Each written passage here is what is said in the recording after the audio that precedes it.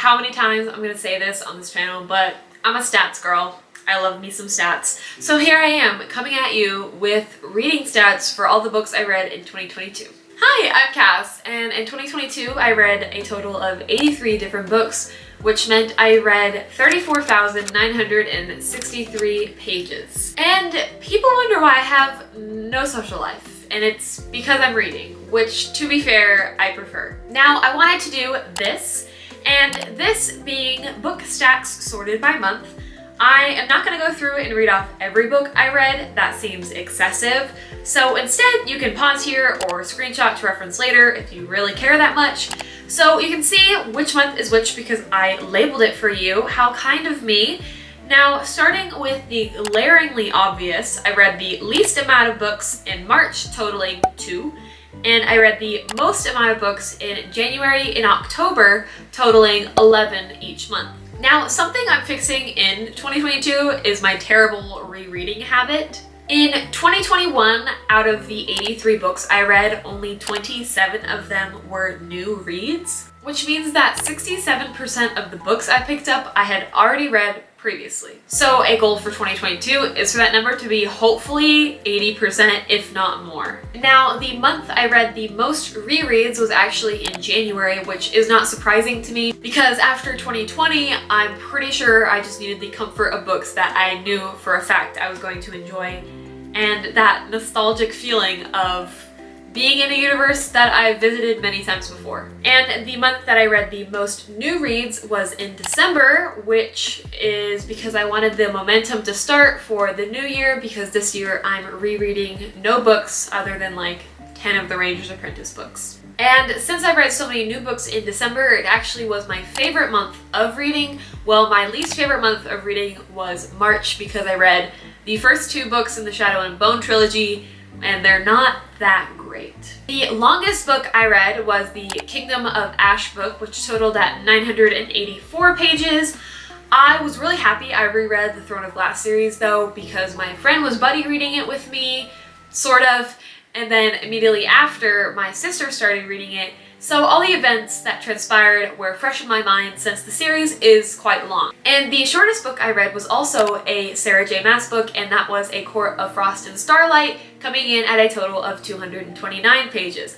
Now that book I completely got out of my system. I will not be rereading that because I do not like the book, so I don't have to keep rereading it. If you're wondering the format in which I read these books, 2 of them were audiobooks, Crazy Rich Asians and King of Scars. As for ebooks, I read 7, and they were all part of the Ranger's Apprentice series, which are all rereads since I don't usually use ebooks as a main form of reading. I'll just buy a physical copy. Out of the 365 days in the year, I read 217 of those days, which is a decent number, but I could only imagine how many more books I could read if that number was higher. And on average, I read 95 pages per day since my page total was 34,963, like I said in the beginning, but obviously that's not accurate since I didn't read every single day of the year. And it's very rare that I will sit down and only read 100 pages. I tend to sit down and read like 200 or more pages or less. It kind of varies.